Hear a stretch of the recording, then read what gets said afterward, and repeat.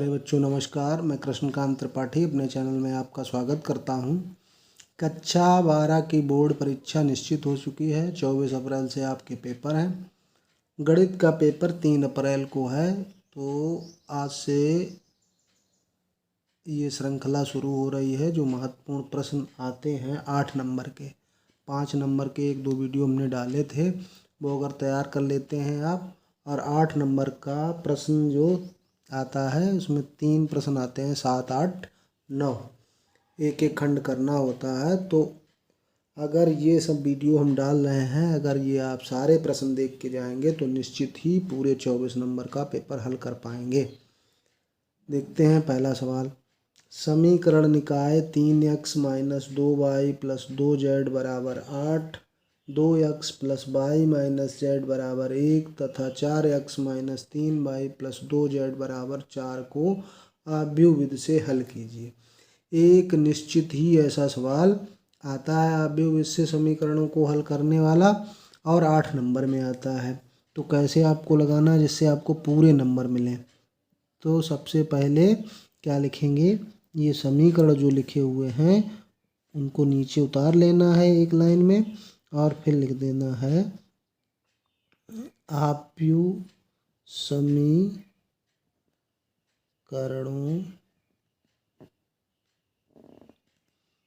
को आव्यूह के रूप में लिखने पर, आव्यूह के रूप में लिखने पर। मैंने समीकरण नहीं लिखे हैं क्योंकि फिर लिखने पे और टाइम जाता और जगह जाती। आप बोर्ड परीक्षा में पहले तीनों समीकरण लिखेंगे, उसके बाद ये लिखेंगे समीकरणों को आव्यूह रूप में लिखने पर। फिर क्या करेंगे, आव्यूह बनाएंगे। आव्यूह रूप में कैसे लिखेंगे, जो x के गुणांक हैं उनको एक कॉलम में लिख दो, 3, 2 और 4, या ऐसे लिखे हुए हैं समीकरण तो इनको एक रो में लिख दो। x का 3 हो गया, y का -2 हो गया, z का 2 हो गया। x अगला समीकरण, ये 2 हो गया, ये लिख गया। y का गुणांक 1 है, फिर z का गुणांक -1 है। अब x का गुणांक 4 है और ये -3 है और ये 2 है। फिर क्या लिख देना है इसके साथ, x y z, एक कॉलम बना देना है x y z का, और बराबर। बराबर में जो तीनों समीकरणों के बराबर में संख्याएं लिखी हैं उनको लिख देना है। 8, फिर 1 लिखा हुआ है, फिर 4 लिखा हुआ है, इनको लिख दिया ऐसे। फिर उसके बाद क्या करना है, इसको आव्यूह a मानना है, इसको आव्यूह x मानना है, इसको आव्यूह b मान लेना है। फिर अगर हम x बराबर लिखेंगे तो ये क्या हो जाएगा, a इनवर्स b। इसको समीकरण 1 डाल देना है। अब x का मान निकालने के लिए हमको a इनवर्स चाहिए। a इनवर्स के लिए सबसे पहले सारणिक a का मान चाहिए होता है। सारणिक a के लिए जो हमने आव्यूह a माना है उसको सारणिक रूप में लिख लेते हैं।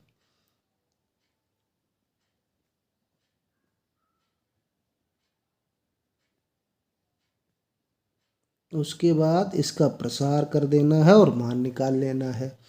प्रसार करेंगे तो 3, ये पहली रो और पहला कॉलम छूटेगा, 2 एकम 2, फिर बीच में माइनस, फिर -3 एकम 3 गुणा हो जाएगा तो +3 हो जाएगा, बीच में माइनस ही रहेगा।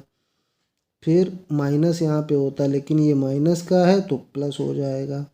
उसके बाद वही रो वही कॉलम जिसमें वो संख्या आ रही है, 2 दूनी 4 और -4 हो जाएगा, तो बीच में माइनस होता है तो प्लस का 4 हो जाएगा। फिर अगला प्लस में लिखना है। फिर ये रो ये कॉलम छूट जाएगा, -6 और -4, ये हो गया हमारा मान। अब उसके बाद ये क्या हो गया, 2 से 3 गया तो -1 -3 हो गया।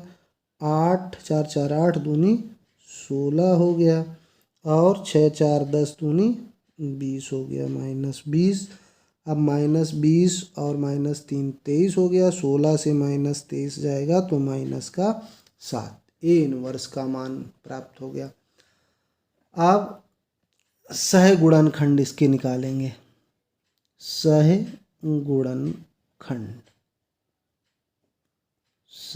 गुणनखंड प्राप्त कर लेंगे। सह गुणनखंड में सबसे पहले लिखते हैं A11। इसका मतलब होता है पहली रो और पहला कॉलम। पहली रो पहला कॉलम छोड़ा तो ये क्या होगा, 2 एकम 2 और -3। 2 से 3 गया तो -1। फिर उसके बाद A12। इसका मतलब क्या हुआ, पहली रो और दूसरा कॉलम।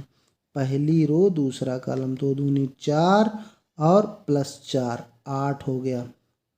लेकिन प्लस फिर माइनस, या ऐसे समझिए कि इन दोनों संख्याओं का योग जहाँ पे सम होगा वो प्लस रहेगी, जहाँ पर योग विषम होगा वो संख्या माइनस की रहेगी। तो 1 2 3 और 1 1 2 सम था तो ये जो आया वो लिखेंगे चिन्ह। लेकिन 1 2 3 यहाँ 8 आया, लेकिन यहाँ पे विषम है तो माइनस लिखेंगे। फिर A13 मतलब पहली रो, यहाँ रो पहली रो और तीसरा कॉलम -6 और -4 यानी कि माइनस का हो गया 10। तो ये माइनस का आ गया, सम है योग तो माइनस नहीं लगाएंगे।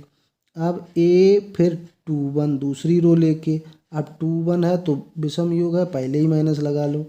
यानी कि दूसरी रो छोड़ेंगे पहला कॉलम, तो -4 और -6 तो कितना हुआ, -10। यानी कि हो जाएगा +10। कितना हो गया, प्लस दूसरी रो और पहला कॉलम ये छोड़ना था तो -4 और -6। -4 -6 ये +6 हो गया। तो यहाँ बचेगा 2 और यहाँ पे हमने पहले माइनस लगाया था तो माइनस का 2। अब A22 दूसरी रो दूसरा कॉलम, 6 में से 8 गया तो माइनस का 2, तो -2 ऐसे ही लिख देंगे। A23 दूसरी रो तीसरा कॉलम, माइनस का 9, ये माइनस का हो गया 8, लेकिन बीच में माइनस होता तो प्लस हो जाएगा। माइनस का 9 और +8 यानी कि -1 बचा, और ये विषम है तो पहले ही से माइनस लगा होगा तो माइनस माइनस प्लस हो जाएगा। अब ऐसे ही तीसरी रो लेके A31 यानी कि तीसरी रो और पहला कॉलम, तो 2 - 2 क्या हो गया, 0। A32 विषम है, यहाँ पहले ही माइनस लगा लो। तीसरी रो दूसरा कॉलम तो -3 और -4 -7 हो गया तो हो जाएगा +7। A33 तीसरी रो तीसरा कॉलम, 3 एकम 3 और माइनस का -4 तो ये हो गया 7। तो ये हो गया तुम्हारा सह गुणनखंड निकल आए। फिर लिख देंगे सह गुणनखंडों से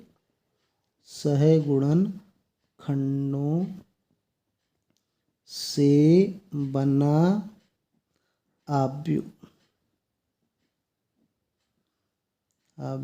सह गुणनखंडों से बना आव्यूह क्या आ गया हमारा, ये ऐसे रो में लिख देंगे। -1 फिर -8 -10 आया, फिर 2 फिर -2 फिर 1 आया, फिर 0 फिर 7 और फिर 7 आया। फिर उसके बाद इसका परिवर्त आव्यूह निकाल लेंगे। अब इसका निकालना है एडजॉइंट ए परिवर्त आव्यूह। इसका परिवर्त आव्यूह क्या हो जाएगा, रो को कॉलम में बदल देते हैं, रो को कॉलम में, तो -1 -8 -10 2 -2 1 0 7 और 7। फिर एडजॉइंट ए निकाल लिया। अब उसके बाद ए इनवर्स निकाल लेते। ए इनवर्स का फार्मूला क्या होता है, एडजॉइंट ए अपॉन में सारणिक ए। सारणिक ए का मान हमारा कितना आया था, ऊपर हमने निकाला था -7 आया था, तो -7 से भाग दे देंगे और एडजॉइंट ए यही लिख देंगे, -1 2 0 -8 -2 7 -10 1 और 7। ये ए इनवर्स प्राप्त हो गया हमें। जब ए इनवर्स प्राप्त हो जाए तो क्या करेंगे, लिखेंगे ए इनवर्स का मान समीकरण 1 में रखने पर। अब हमने समीकरण 1 किसको माना था, जो पीछे लिखा हुआ था x बराबर ए इनवर्स बी, तो इसमें रख देंगे। तो x का मान क्या, x कैपिटल X किसको माना था, जो स्मॉल x में आप व्यू लिखा हुआ था XYZ में। ए इनवर्स आ गया हमारा -1/7।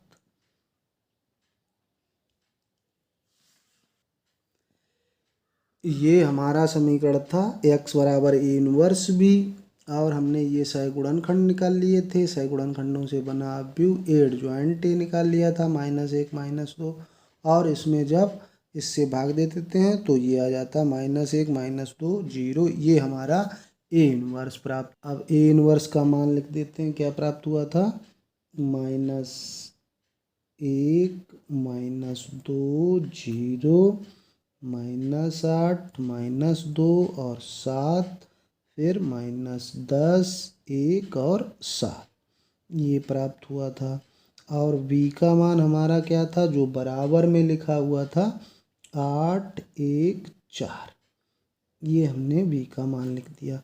अब इन दोनों का गुणा कर लेंगे, -1/7 गुणा कैसे किया जाता है, पहली रो का कॉलम, पहले कॉलम में और लिखा हो लेकिन एक ही कॉलम है यहाँ पे, तो ऐसे किया जाता है गुणा। तो -1 गुणा 8 होगा, फिर -2 गुणे 1 होगा, +0 गुणे 4 होगा। ऐसे ही -8 गुणा 8 होगा, प्लस लगा होगा लेकिन माइनस है तो -2 गुणे 1 होगा, +7 गुणे 4 होगा। अब -10 गुणे 8 +1 गुणा 1 +7 गुणा 4, ऐसे गुणा करते हैं, रो का कॉलम में गुणा हो गया। अब ये हमारा -1/7 लिखा हुआ है, इसको कर लेंगे -8 -2 प्लस का 0 -64 -2 + 28 -80 + 1 + 28, ये हमको प्राप्त हो गया। अब इसके बाद क्या लिखेंगे, -1/7, ये हो गया -10, ये हो गया 66, 66 से 28 गया -38, ये हो गया 80, 80 से 30 जाता 50, एक कम है तो 51। अब -7 से भाग करेंगे तो ये क्या हो जाएगा, 10/7, 38/7 और 51/7।